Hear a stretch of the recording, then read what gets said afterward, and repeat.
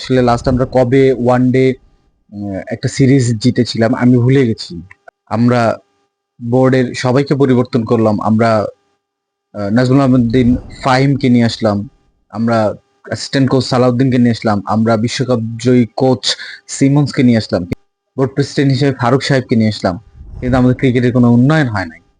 Hello, আসসালামু আলাইকুম ওয়া রাহমাতুল্লাহি ওয়া বারাকাতুহু।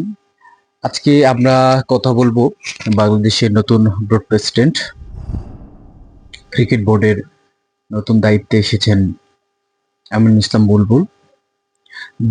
তার নামটা আসলে আমাদের কাছে প্রত্যেকের কাছেই অনেক পরিচিত, কারণ আমাদের প্রথম সেঞ্চুরিয়ান কিন্তু এই আমিনুল ইসলাম বুলবুল। এই আমিনুল ইসলাম বুলবুলকেই বাংলাদেশের ক্রিকেটে সেঞ্চুরি করার দায়িত্ব দেওয়া হয়েছে। কিন্তু তিনি বলেছেন, আমি টেস্ট খেলতে আসিনি, আমি এসেছি টি-20 খেলতে। তো খুব স্বল্প সময়ের জন্য যদিও তিনি দায়িত্ব পেয়েছেন, তো আমরা আশা করব তার কাছ থেকে অনেক ভালো কিছু করে যাওয়ার।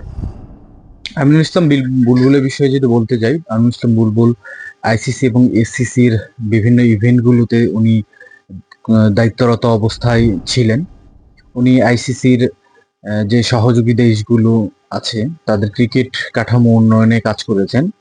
আমরা এর সবচেয়ে বড় উদাহরণ যেটা দেখতে পাই, উনি আফগানিস্তান ক্রিকেট বোর্ডের উন্নয়নে দীর্ঘদিন কাজ করেছেন আইসিসির আন্ডারে। আমরা এখন আফগানিস্তানের ক্রিকেট বোর্ডের দিকে তাকালে দেখতে পাই তাদের যে পাইপলাইন, ক্রিকেটার তৈরির যে পাইপলাইন, এটা অনেক স্ট্রং। বিশ্বের যে কোনো দেশের উন্নত দেশের তুলনায় তাদের ক্রিকেট কাঠামোটা অনেকটাই স্ট্রং, কারণ তাদের কাছ থেকে প্রতিনিয়ত আমরা যে পরিমাণ নতুন উদীয়মান ক্রিকেটার দেখতে পাই, সেই হিসেবে আমরা যদি বাংলাদেশের সাথে তুলনা করি, আমাদের বাংলাদেশি ক্রিকেটের আচ্ছা সবচেয়ে বড় যেটা প্রবলেম সেটা হচ্ছে ধারাবাহিকতার প্রবলেম। আমরা অনূর্ধ্ব 19 পর্যন্ত আমরা দেখি যে হ্যাঁ মোটামুটি ভালো কিছু ক্রিকেটার আসেন, বাট এরপরে আমরা আসলে ওই ধরনের কোনো পারফরমেন্স তাদের কাছ থেকে আমরা পাই না। তো আমরা আসলে বাঙালি জাতি আশা করতে ভালোবাসি, আশায় বুক বাঁধতে ভালোবাসি। আমরা যেমন আশা করেছিলাম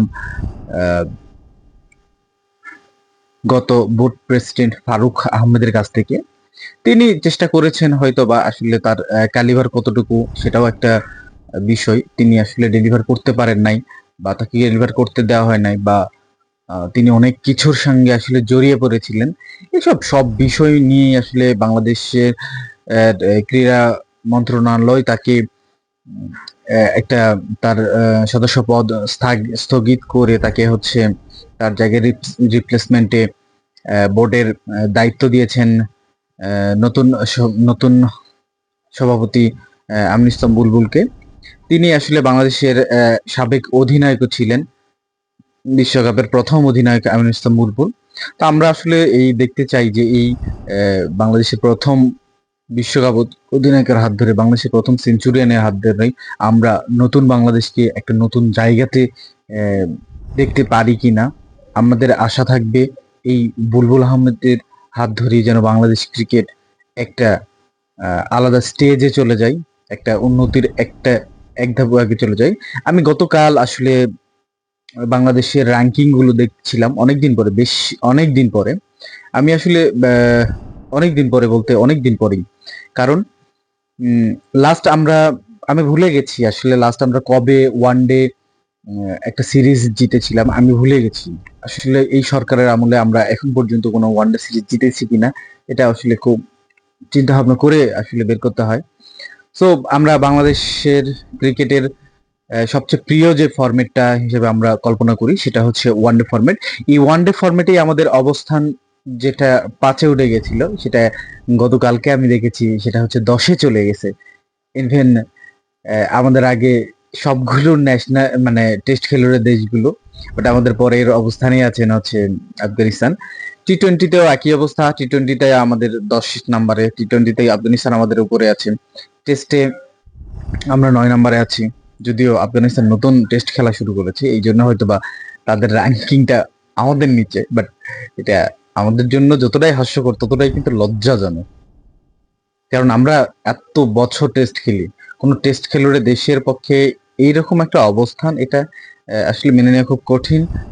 আমরা বোর্ডের সবাইকে পরিবর্তন করলাম। আমরা নাজমুল আহমেদ্দিন ফাহিমকে নিয়ে আসলাম। আমরা অ্যাসিস্ট্যান্ট কোচ সালাউদ্দিনকে নিয়ে আসলাম। আমরা বিশ্বকাপ জয়ী কোচ সিমন্সকে নিয়ে আসলাম। কিন্তু আমাদের ক্রিকেটের উন্নয়নটা কোথায় হলো? বোর্ড প্রেসিডেন্ট হিসেবে ফারুক সাহেবকে নিয়ে আসলাম। কিন্তু আমাদের ক্রিকেটের কোনো উন্নয়ন হয় নাই।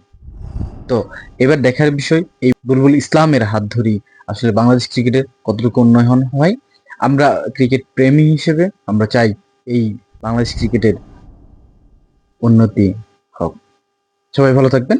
আসসালামু আলাইকুম রহমতুল্লাহ বারাকাতুহু।